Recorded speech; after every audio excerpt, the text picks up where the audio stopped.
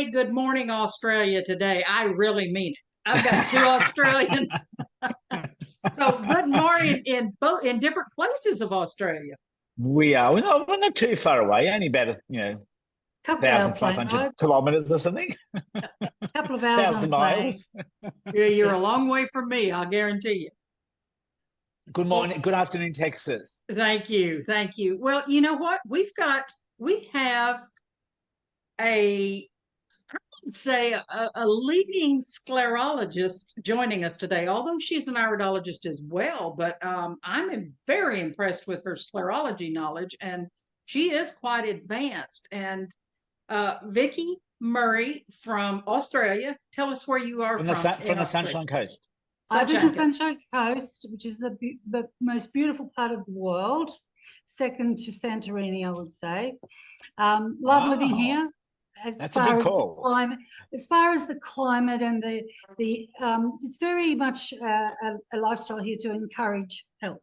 People are very health oriented here. Yeah, That's and I awesome. do love it here. Yeah, yeah. It's awesome. Well, it's been a while since we've had a recording. It's like Chris and I may have taken a vacation from iridology around the world, but we are back and we've got some questions for you, Vicky. Yes, Well, I far would like. away. Can I So, start? Can I start? yeah, go Okay. on. Okay. Vicky, who inspired you to become an iridologist, sclerologist? Okay, I have got, there was two major events with my family, even though I was always into it anyway. But these two events made me study to become professional, which was 27 years ago. Firstly, my sister, she tragically died at age 28 and 5 months pregnant. And it was, she died 5 days after diagnosis. And I used to think to myself, it's got, why her? She was a chef, but whether chefs don't want to cook for themselves when they finish work, she used to smother everything in chicken salt, for example. And if I took one little bit of that, I'd think I'm going to have an anaphylactic attack. Like I know instinctively things I can't eat. And my sister's diet was terrible. She died 5 days after diagnosis. It was tragic. And I thought her food, there's something in that. At the same time, my young son, which is the second thing, he did not get sick until his first vaccination. That was in hindsight. I knew he became a life and death asthmatic. So from age sort of 1 to 4, he was in hospital more often than not. And he nearly died 3 times from asthma and related anaphylactics. And the doctor in this little country town in Casino, New South Wales, said there are 3 kids that could pop off at any moment with asthma, and your son's one of them. And he was on all these drugs, and I just said, it's not working. There's got to be another way. So I sought out the only naturopath in the little country town where I lived. And he put Kurt, my son, on an elimination diet, which was 5 foods only, which was tough because he was irritable, he was sick, he was always sniffing, always having asthma. Within 10 days, I remember walking through the house and I saw him sitting on the ground playing, and I realized he's got no asthma, he's got no eczema, he's not crying. This is the first time I've ever seen him sit and have concentration to play. So I thought, Wow. I've been going to natural therapists all my life, iridologists particularly, and I thought with those 2 events, it's all about food. And I was always fascinated with eyes. So with those events, my son, by the way, after 4 and this change of diet and whatever, he actually became a professional tennis player. He's nearly 40 now and lives a very healthy life. And, he may not have survived had we not, put into professional practice. I felt that was enough. I lost a sister. I didn't want to lose a son.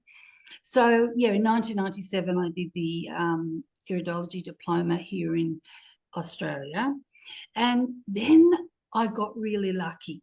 I got a commendation. I was lucky enough to get a commendation from the college. And our professor called me up to his clinic and said to me, look, I really think you have an aptitude toward this. I think you need to contact these two doctors from the United States, Dr. Leonard Milmau and Dr. David Kesset. So he showed me Dr. Leonard Milmau's book. No one had. He said, see all these lines in here in the whites of the eyes? They all mean something. And no one in Australia is doing this. So I headed off. I contacted both doctors. I did the intermediate and advanced international iridology, which gave me all the constitutional information. And I went to America and did the sclerology certification course. So I was then hooked for life. I will never do anything else but this. And I still have, I have every bit as much passion as I had in the very beginning. So it led then from, I did the course twice and then became qualified and then did my 5 years and became a teacher. And that's what I love to do most actually, is teach the sclera to science to naturopaths or to anyone who has an AMP that is, what do we call it, a prerequisite. And so, yeah, I've been doing it since 1997, have had a little break with my mum's passing, etc., just recently. But yeah, that's how long I've been in it. And they're the two things that my family members that made me think that, you know, I would like to integrate, if necessary, you know, allopathic medicine, but natural medicine has to be there, or you're going to need allopathic for sure. Yeah. Wow. What a Beautiful great story. That was beautiful. So Well, do you have your own clinic? How do people see you? Oh, Do you yes. work online or? I don't work online as much as I'd like to, because I can't really get someone to take good enough pictures to send to me, even though I can still do it. There's that. But I've always had an external clinic part-time, and I always have an office at home. So the people that have been sort of following me for 25 years, they come to where I am. I'm lucky. Sometimes I'm commissioned to go up north and see, like, spend a day or two seeing several like families, or go south and see people, because a lot of my students are from Melbourne, Sydney, different places. There's not very many here, and I'm trying to train people up here because we need more of us. We need more people that are confident with sclerology. But sclerology is, I mean, both sciences are absolutely fascinating, and I believe you can't do one without the other. Personally, I would never. I'm the same. Yeah. Yeah. And I think that there's so much to learn in the sclerology that it's a course that really needs a lot of attention. That's why I reduced my classes to about 3 or 4 people. And of course, I don't make money out of that. Even if it's 1 or 2 people, I teach them really well. They know their stuff. But that for me is my giving to the science. It's not, I'm not making any money out of that at all. So I do love it that much. With iridology, we've got so many different versions of, and they're all right. None of them are wrong. It's the way that different people look at an iris. Some iridologists will go look at it straight away and go at it thinking personality. Others will think only physical. Others look at it constitutionally. Others will look at, and they're not wrong, but they will give the person possibly a different report than the other person. So iridology can be, you've got more room for scope. With sclerology, the line is there or it's not. It's as simple as that. It is then your job to interpret those lines and, you know, encourage or educate the client as to what they mean. So what your clients end up doing is coming back for their consecutive visits, going, what's that line? That's grown. Or, oh, look, there's healing there. That's faded out, because we put before and after frame by frame by frame. And they like to check their health like that, because these signs do show up 13 months prior to medical testing and prior to feeling anything. So put the iris assessment and a little bit of their personality stuff in with the sclerology. Is a big session, but I find that Australians want to know now. They don't want to fill in a lot of intake, go away, come back. They want you to take their pictures and give it to them then.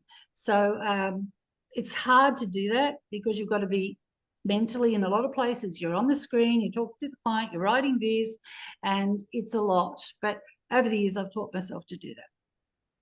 Great. Mm. Very inspiring. Mm-hmm, mm-hmm. You know what? I had a client contact me 2 days ago, and she said, I saw you 15 years ago. And I said, well, you're about 14 and a half years too late. You need to come in. I get that. They call me up, oh, Vicky, I saw you 15, 17 years ago. And I go, I've got actually 2.3 million pictures of eyes on my hard drives. Wow. Over 27 years. So I've got so much to collate because Leonard and I want to get together with the fact that I feel I've found some geographical differences in the science that I've been teaching my students, which is Leonard's course. And it's been, only a few at a time for a couple of years now.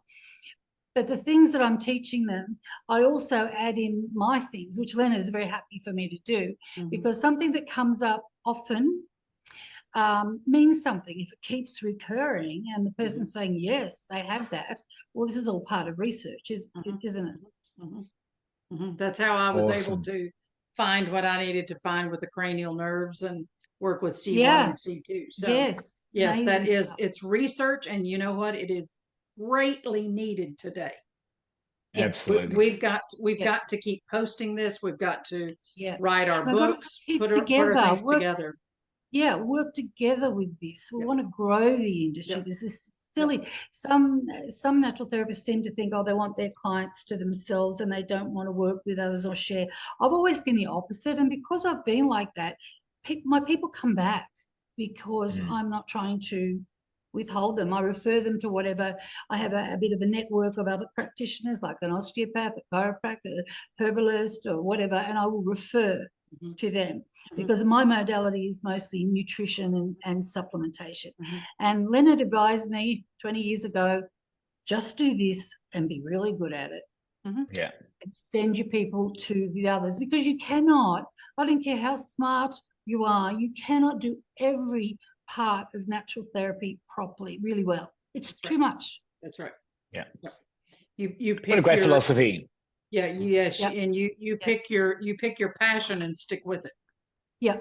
And it's important for us to collaborate as professionals and put our research together and to keep teaching. This is our legacy to this industry. 100%. That's how I see it too. Yeah. Very good. Very good.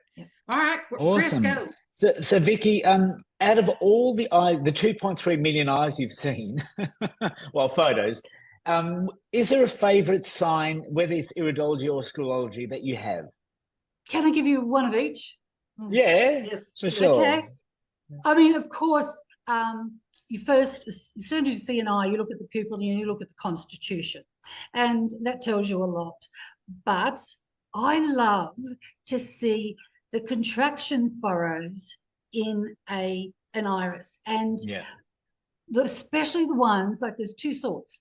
The ones that are complete circles and they are absolutely orderly in the same width apart from where they start, the same width apart around the iris. It's quite amazing. They're quite deep, and that person, you know so much about that person. They're so orderly. They have to have everything organized. They are just so regimented with their routines. And we used to call those stress lines, but I borrowed this term from Dr. David Pesek, because particularly the other version, which are the arcs that are not joined and they're going everywhere, we call them stress/achievement lines. And I love that because I've got plenty of them myself. Basically, it means when someone has those contraction furrows, they are prone to anxiety. The flip side of the coin usually is high achievement, because they like to do things well and properly. Near enough is not good enough. So I try to focus or get the client to understand, yes, they're magnesium deficient and they will be prone to stress. But on the other side of the coin, they will be high achievers.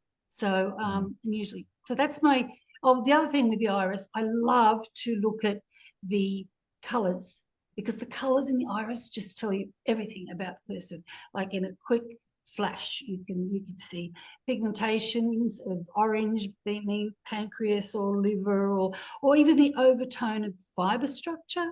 Like, you know, we have lymphatic, hematogenic, and biliary as a generalization, and the subtypes for that. But those other colors, like how many colors of blue are there? Lots. And there's acidic blue, there's the greenish blue, which means kidney. And so I like to look at the colors of the iris too. I pay a lot of attention, because in my hour and a half session, I've got to fit a lot in. So going to sclerology, I find that each student hones in on a sign that they just love. Mine happens to be the labyrinth, which is the sign for fungal infection. And it's so intricate and so fascinating that these lines can be so, I have to stop myself going, yes, you've got a fungal infection. Yeah, you know, like, yes, because we found something. You know, like I'm trying to, you know, I'm like so excited. I've found this fungal infection and I can do something about that straight away today. You know, it's hard not to jump up and down when I don't want to really hear that. But that's my favorite, the labyrinth, which is a systemic fungus. Oh, that is awesome. Wow, that's so cool. Yeah, yeah. Can't you just feel the passion oozing, Yeah. oozing from everything you say? It's great. Yeah. I said to Kathy earlier, I still have the same passion, or probably more, since when I started, because this is a growing industry and it just gets better, The more you Agreed. do it, the more you love it. You know, that's what Leonard said to me, and also David Keswick said to me. The secret to this is look more eyes and more eyes and more eyes and more, and you just keep looking at eyes. And if you keep on doing that, it will just all come together. And that's so true. It really is true. That's why early days I used to travel around to health clinics as a guest, and they would book me like 10 clients a day, and I'd be booked every day. And it was like, I was probably not ready for that, but boy, it made me learn, and it made me learn quickly. And so then when I got to that, then I started doing the seminars, which that was a natural progression for me, and I will get back to that soon too. But I still love my home. A lot of my clients of old love to come to home, but I always have an external clinic, but only go there 1 or 2 days a week. You know, I tell my students a lot of times, you've got to give a little honey, give a little sugar before you catch the fly. And that means just to look at as many eyes as you can. Do not charge them for it. Just do a simple color constitution, if you will, just a simple evaluation, 10 or 15 minutes. You will amaze them, and they will come back to you as a client, you know. Exactly. But you learn from them. If you do not learn from your client, you're not doing iridology right. Look, every client teaches me something more. Yeah, I everyone. still say that every day. Everyone. Yeah, absolutely. Awesome. And that, I think all three of us are on the same page here. In different parts of the globe. Yes, yeah. That's a big book. Yeah. It is. It is. That's great. We have another question Kathy, for you, but I forgot what it is. Well, no. I think it's time to play a game, and I don't mean Monopoly. Well, fine. Oh, right. Pick a number between 1 and 36, and you'll win a cat. I'm fixing to send my cat to you. So. I'm a dog person. I got one of those too. I'll put one in a box for you. Yeah. So she's got a dog called Jensen, and every time Jensen sees me, howls. But when my daughter comes to visit, she just goes straight to her. I'm not a dog person, obviously. I'm a dog person. My little one's curled up in her bed over there. I can't keep her out of my bed at the moment because it's so cold. She's going to have to learn. She's only a baby, but she's always 2 inches behind me. If I step back, I tread on her. Oh, yeah. Okay. Pick a number between 1 and 36, Vicky. Do you want the same one as before? Go ahead. 17. 17. All right. On number 17. I forget what. Your question is going to be right up your alley. why do you how no, oh wait, why do we see so many people with the sclera signs in the parathyroid and thyroid area? Okay. I believe that to be because it is one of the most prominent signs we see when we first start learning sclerology. I would say like 8 out of 10 people would have a thyroid and or parathyroid line, and even men, but obviously men don't develop the problems as much as women. But for me, when I see that line, I cannot wait to see if that line joins up to the pituitary and pineal gland in the brain, which means I've had many clients that have had all the thyroid symptoms under the sun, gone to the doctor, they come back with their tests devastated. Doctor says it's not your thyroid. So then I started doing the diagonals, etc. So if we can link the pituitary to the thyroid, we have a pituitary thyroid link. You can treat the thyroid till the cows come home and nothing will happen. We have to go to where the source. But then again, if we have that line continuing on, joining up to say adrenal or something, we have a complete quadrant immune compromise. And I think the fact that the thyroid is one of the easiest, most prominent thing to see in sclerology, that would have to be because there's so many endocrine difficulties out there. Well, you know what? I concur with that. Absolutely. And, you know, it's in the medial aspect of the sclera, so it's easy to see. And as Vicky said, there's so many endocrine issues in our society. And I believe that the thyroid is one of the most overlooked and ignored by allopathic science. Because they can't get a proper reading. It's not science testing for thyroid. I don't believe is good enough just yet. It will be eventually, but it cannot give them. You know, and clients get very despondent because they think, oh, I've found my problem, but it comes back negative. So we do have to, and like Christos just said, we've got a whole medial thing. It is easy to see. I mean, the lateral sides also are important when you get into the advanced, but the thyroid's an easy one, and most students first up notice that straight away because it's very easy, and it's nearly always there. I agree. Well, you have given us so much good information today. I am so happy you've been on here, and you know, love your passion, Vicky. I just can't wait to get to Australia to hug your neck. I can. I think I want to have a session myself. We might have to do it with by Zoom. We'll see. Let's just go visit her. Let's just go. I've been trying to work on a way that I can actually get a package together, send people the package with a camera that fits over their mobile, so they can actually take good photographs and send them to me, because I do not need to see the person to do a complete assessment. I don't need to look at their body. Matter of fact, when my client comes in, I make it a conscious effort to not look at their physical form, I don't want to know anything about them, which is opposite to what Leonard will teach.